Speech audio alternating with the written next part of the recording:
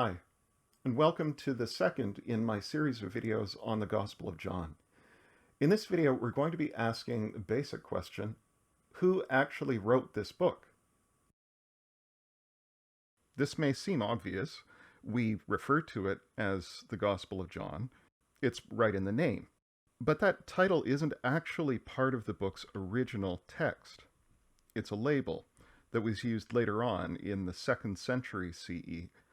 Like the other three Gospels and a lot of ancient Jewish literature, the book itself is technically anonymous, so we can't take its authorship for granted. Thankfully, the book gives us quite a bit of internal evidence about who wrote it. Actually, the fourth Gospel isn't quite completely anonymous. The conclusion tells us that it was written by someone called the beloved disciple, or the disciple Jesus loved.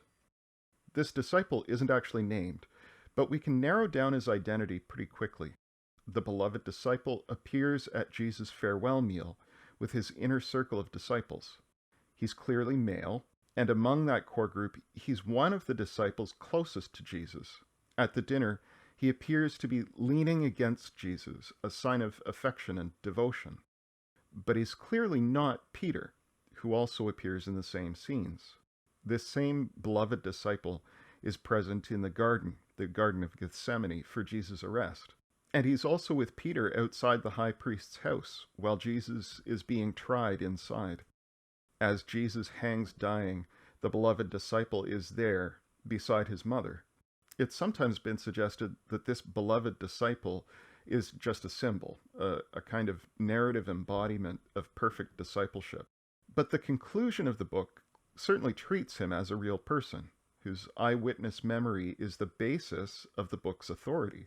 We read, "This is the disciple who is testifying to these things and has written them, and we know that his testimony is true." So, who is the beloved disciple? The traditional answer has been John, the son of Zebedee. In recent years, other candidates have been floated: Lazarus, John Mark, Thomas, and others. Some of these, though, can probably be ruled out. The Gospel goes out of its way to avoid naming the beloved disciple. Not only is this label used in place of his name, but elsewhere he just seems to be quietly included in other scenes as another disciple alongside the named figures. So we can probably say the beloved disciple was not Lazarus or Thomas or any of the other named disciples in the book. People like Simon Peter, Andrew, Nathaniel, Philip, Judas, Mary Magdalene, or either of the sisters Mary and Martha. The beloved disciple wasn't necessarily one of the 12, whose names are all listed in the synoptic tradition. In theory, it is possible, as some have suggested, that the beloved disciple was a minor figure among Jesus' inner followers, someone too insignificant to be noticed and named by the synoptic evangelists. But this isn't how the gospel narrative depicts him. The beloved disciple is, again, found at the center of things, right alongside Jesus at his final meal, standing with Peter during the trial, racing with Peter to the tomb of Jesus. This hardly seems like a marginal, minor figure, since the fourth gospel does recognize that the 12 were Jesus' core group. The beloved disciple seems to be placed firmly in that inner circle.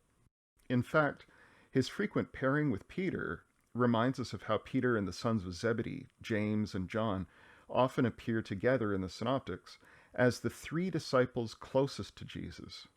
It's a bit odd, once we notice that neither James nor John is named in the fourth gospel. Strictly based on evidence in the story, then, the book's author seems to be one of the handful of Jesus' closest disciples.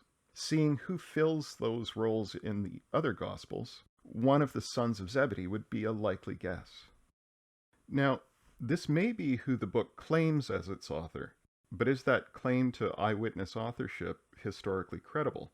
Well, in general, historians have to accept that documents are written by who they claim, unless there's some positive reason to think otherwise. We might be suspicious of the claim about the beloved disciple because his eyewitness role is held up explicitly as evidence that the audience should believe what the book says. On the other hand, When 2nd and 3rd century writers forged their own Gospels and claimed false eyewitness origins for them, those books consistently name their purported eyewitness. This one doesn't. If the 4th Gospel's writer is making false claims to eyewitness origins, it's very strange that he so aggressively keeps the identity of that witness under wraps. This might be understandable, though, if the 4th Gospel's audience already knows the beloved disciple's identity. If he's a revered teacher in this particular community, from whom many of the audience have already learned face to face, then his anonymity in the book doesn't undermine his authority as an eyewitness. Exactly why he remains unnamed isn't clear. It might be to demonstrate a disciple's humility. He might be implying that Jesus' love for him was decisive in his identity, not any status he can claim on his own merit. Whatever the motive for remaining nameless, though, the claim to be an eyewitness only helps to ground his audience's belief if they know already who the beloved disciple is. If they know him, though, they already know whether or not he was a disciple of Jesus. It'd be very hard for the beloved disciple to make a false claim that he'd been at the center of Jesus' work, particularly when other disciples like Peter were also traveling and teaching throughout the little Christian communities around the Mediterranean. There's no certainty here, but it seems likely that the beloved disciple was actually a witness to Jesus' life. So, why did 20th century scholars so often deny that an eyewitness, like this beloved disciple, actually stood behind the gospel? In part, this was a holdover from 19th century models that assumed the New Testament documents were all written well into the 2nd century CE. Sometimes people said as late as 200. That view turned out in the 20th century to conflict with too much evidence, but it did create a tendency to assume a great distance between the New Testament texts and the original disciples. Then, earlier in the 20th century, scholars like Rudolf Bultmann believed they could discern beneath the surface of John a number of separate written sources that had been pasted together by later hands. For Bultmann, one of these sources wasn't even Christian in origin. But this pasting together of sources seemed to conflict with the claim of eyewitness testimony. By the 1950s, those source models had been shown again to rest on false assumptions. Scholars found the same quirks of style popping up in passages that Bultmann had claimed came from different sources. So scholars began to agree again that at least the core of the 4th Gospel was a coherent composition by a single author. That means the tendency over the last few decades of scholarship has been toward a renewed consensus among scholars that the beloved disciple really is the one whose first-hand memory of Jesus is captured in the book's pages. And there turns out to be significant evidence that the source of those memories did have first-hand knowledge at least of Galilee and Judea in the 1st century. The beloved disciple knows, for example, obscure details about places like Bethany in chapter 11, Solomon's porch, one wing of the Jerusalem temple, that's in chapter 10, and the pools of Bethesda and Siloam in chapters 5 and 9. The beloved disciple knows that the garden where Jesus was arrested would be across the Kidron Valley from Jerusalem's walls. We see that in chapter 18. He also knows intimately the way Judaism was practiced in the land of Israel, not just the big cycle of festivals and Sabbath observance. He also knows that, for example, large jars of water were set aside for use in ritual bathing, and that entry into a non-Jewish building would be avoided on the eve of the Passover meal. That's in chapter 18. He knows that executed corpses wouldn't be left exposed over the Passover Sabbath, chapter 19, and that the bones of the Paschal lamb, the lamb eaten at Passover, would be left unbroken when the meal was prepared, again in chapter 19. None of this proves that the beloved disciple was an eyewitness of Jesus' ministry, per se, but it demonstrates that that claim is, again, plausible. This author had spent considerable time in and around Jerusalem at the time when, broadly speaking, Jesus and his disciples were active. On balance, then, it seems likely, just from a historical standpoint, that the fourth gospel really is what it claims: a synthesis of and reflection on the eyewitness memories of a very close disciple of Jesus. Now, if we want to go further and identify who exactly this beloved disciple was, we're going to need the help of later Christian writers from the 2nd and 3rd centuries CE. These sources are unanimous that John, son of Zebedee, is the beloved disciple and the Gospel's author. This tradition goes back as far as Irenaeus, the 2nd century bishop of Lyon in France. As a boy, Irenaeus had known Polycarp, the bishop of Smyrna, who in turn is said to have been a student of the disciple John himself. Irenaeus is writing around 180 CE, a century or so after the Gospel was written, but he's repeating what he heard as a child from Polycarp. So this identification of the beloved disciple with John goes back to the early 2nd century, within a generation at most of the book's composition. And it comes via a source, Polycarp, who was in a position to know what John had done. Can we imagine ways in which Irenaeus might have got it wrong? Yes. So we can't say with perfect certainty that John, son of Zebedee, was the beloved disciple. As historical evidence goes, though, it's stronger than much of our evidence about the ancient world. It's equally important, too, that no one in the ancient world seems to have debated whether the fourth gospel was authored by John. If Irenaeus were confused, we might expect to see some disagreement. There might well be other circles in which the real author had been remembered. Instead, though, we find everyone reporting that it was written by John, son of Zebedee. Are they all relying on Irenaeus from the 3rd century onward? Perhaps, but it's still significant that no alternative tradition about the book's authorship was circulating to compete with Irenaeus's words. And the evidence within the book itself could point equally well to someone like James, the other brother of Zebedee. So this is likely not just a guess based on the book's contents. There was early debate about the authorship of the book of Revelation, as well as 2nd and 3rd John, the 2 later Johannine letters. Sometimes 4th century church fathers attributed those books to a different John, John the Elder, who may be mentioned in the 2nd century by the writer Papias. It's interesting, though, that none of those writers suggest that John the Elder wrote the Gospel. They all agree that this book was written by John, son of Zebedee. So why have so many scholars denied that this disciple was John?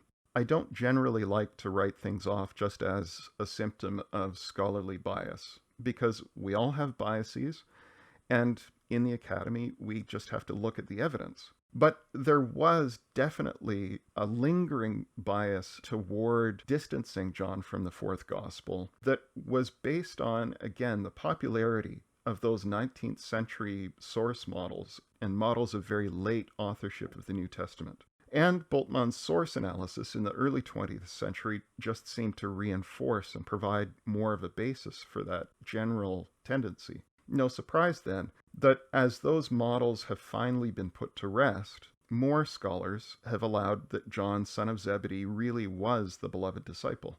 Still, some doubt that John in particular would have produced a book like the fourth gospel. Some doubt that a Galilean fisherman could produce a work of literature this subtle and complex, although this probably underestimates the sophistication of first century Jewish fishermen. Owning a fishing boat, after all, made a person middle class by ancient standards. We also have to keep in mind that in between the fishing career and the writing of the gospel, John would have spent decades as a leader and teacher. And in any case, while John is subtle in many ways, its Greek is often pretty rough. Others have wondered how someone so close to Jesus could say such astonishing things about Jesus' unique oneness with God. But one way or another, we're forced by the historical evidence to admit that some, at least in that first generation of Jesus' followers, did often affirm some kind of deity for their risen Lord. Their intimate familiarity with the human Jesus might make it hard for us to imagine how they could go on then and affirm that this same person was the image of the invisible God, or the Word who was with God in the beginning. It seems unavoidable, though, that Jesus' disciples did come to affirm these kinds of things about the master they had known. So this gospel's high Christology itself doesn't rule out John, son of Zebedee, as its author. Still others wonder why John, who lived and worked in Galilee, would focus so heavily on Jesus' activity down south in Judea. Though this might be explained if John later spent decades living in or around Jerusalem. This is, after all, the impression we get from the book of Acts. It could also be explained in part if John was writing after the Synoptic Gospels had been written and was deliberately filling in aspects of Jesus' life that they had glossed over. It's very difficult to quantify how strong these internal objections are, how much weight we should give them. It often comes down to how much trouble we have imagining John writing X or Y, and different scholars feel different degrees of difficulty here. In the end, I'd argue that John, son of Zebedee, is a plausible candidate for the beloved disciple. He's the only candidate put forward by early church writers, the first of whom were still in touch with people who had known John. Only the gospel focus on Judea gives me brief pause, but I don't find that a big enough problem to outweigh the other evidence. So I work, and will work in these videos, on the hypothesis that John, son of Zebedee, was the beloved disciple, whose memory is preserved in the fourth gospel. I also want to stress, though, that if it wasn't John himself, it must have been someone in a similar relationship to Jesus. This, in the end, is what matters much more than the specific link with John himself. There's no reason to doubt the claim made in the book's conclusion, that the book's contents come from a disciple in Jesus' inner circle. The vast majority of scholars today, then, agree that the beloved disciple is the source of the fourth gospel's memory of Jesus. They also agree that the beloved disciple was either John or another close disciple like John. As you read the academic literature, though, you'll still come across a puzzling tendency for these same scholars to keep a bit of distance between the beloved disciple and the actual writing of the gospel text. It's often suggested that the beloved disciple wasn't the author, but only the source of the teaching. His memories and reflections were digested, they say, into a book by some other student in his community. True, this may be consistent with a passage like chapter 19, verse 35, where the side of Jesus was pierced and blood flowed out along with water. He who saw this, the text says, has testified so that you also may believe. His testimony is true, and he knows that he tells the truth. The voice here could be that of the beloved disciple, still avoiding too direct a reference to himself. Or it could be the voice of his student, reminding the audience that what he's writing is what they heard John teach. It's much more difficult, though, to avoid the clear statement at the end of the book that the beloved disciple himself actually authored the words. We read, "This is the disciple who is testifying to these things and has written them, and we know that his testimony is true." Those who deny that the beloved disciple actually wrote will usually talk in vague terms here about an editor oversimplifying the beloved disciple's role. But this is a very specific claim being made. The beloved disciple isn't only the source of this testimony, but also the one who has written it down. If we accept any of the book's claims to represent the beloved disciple's tradition, why suddenly doubt the book when it goes out of its way to make a clear statement of authorship? I have to admit that I have trouble understanding why this position is still popular among scholars. There seems to be no evidence against the beloved disciple having written at least the bulk of the text. Very often, no reasons are given by these scholars, and where reasons are given, they're often the same sort of vague impressions that dissuade some from identifying the beloved disciple as John. Raymond Brown, the last generation's greatest Johannine scholar, and really a fantastic scholar, could only point to the evident years of theological development behind John's gospel, as if this is something the beloved disciple couldn't have done himself. In fact, Brown was willing to concede that the beloved disciple was a part of the theological reflection and the community doing that reflecting all along. So why insist that he couldn't have written the book, as 21:24 states? It seems to me that, on the whole, this is again a leftover impulse that was formed at an earlier stage of scholarship when people like Bultmann imagined a long and complex evolution of written components. Again, there's no certainty in history, but there's no good reason, I think, to doubt what the fourth gospel claims. That the eyewitness who lived and worked closely with Jesus during his lifetime is the same teacher not only who reported the memories in this book, but who actually wrote down the bulk of the words. You might notice, though, that I said the bulk of the words. There is clear evidence that some other group, most likely John's own students, have edited whatever John initially wrote. Who is it, after all, who tells us this is the disciple who is testifying to these things and has written them, and we know that his testimony is true? Who's the we? Who is acting as a witness to confirm the book's authorship and reliability? Some other group has written at least the final verses in 21 verses 24 and 25. Once we recognize that bit of editorializing, two other odd points in the gospel begin to make sense. The first is that John seems to end twice. At the close of chapter 20, after Jesus' triumphant appearance to the disciples, we read what sounds like a conclusion. Now Jesus did many other signs in the presence of his disciples, which are not written in this book. But these are written so that you may come to believe that Jesus is the Messiah, the Son of God, and that through believing you may have life in his name. Strangely, though, the narrative picks up again with another chapter of stories about further resurrection appearances by Jesus. This suggests to many scholars that a first edition of John's Gospel ended with chapter 20. The students who penned the closing affirmation of 21, 24 to 25 may also have added all of chapter 21, without wanting to adjust John's original ending. Something similar seems to happen partway through the farewell discourse of Jesus. Chapter 14 relates Jesus' teaching to his disciples on the night before his death, preparing them for the trauma of their coming separation. Chapter 14 then ends with Jesus' call to leave and go out to the garden where he'll be arrested. "Rise," he says, "let us be on our way." Oddly, though, Jesus seems to sit back down again and spends another 3 chapters in further teaching. What's more, chapters 15, 16, and 17 read like an expansion and meditation on the themes Jesus introduces in chapter 14. So many scholars suggest that John's first edition contained only chapter 14 as Jesus' farewell discourse, and that 15 to 17 are an expansion added by those same students who added chapter 21. We don't know any of this for certain, but the clear editorial involvement of those students at the book's end makes this at least a plausible explanation for the disconnect. Where else might John's students have expanded his original work? We really have little way of knowing, but there aren't many other obvious breaks like this in continuity to suggest a second hand.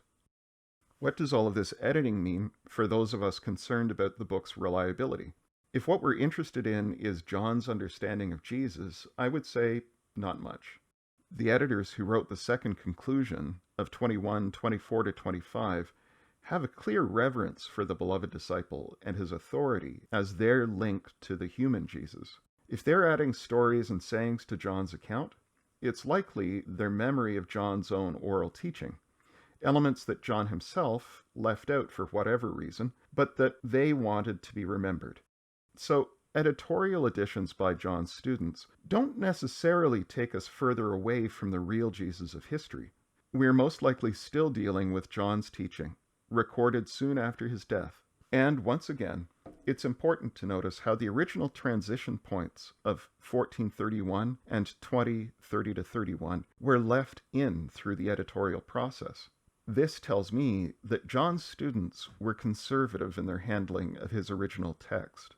They may have added to it from their stored-up memory of John's teaching, but they don't seem to have felt free to change what he wrote very much. All of this put together means that I treat the fourth gospel as the disciple John's memory of Jesus. Whether in his first edition or in the editor's expansions, in the whole of the gospel, we hear John, son of Zebedee, remembering the master he followed, explaining for later generations what that man offers when they trust him. Thanks for watching. I'm Ian Scott, and I'm Associate Professor of New Testament at Tyndale Seminary in Toronto, Canada. If you enjoyed this video, take a moment to click the like button and think about subscribing to my channel.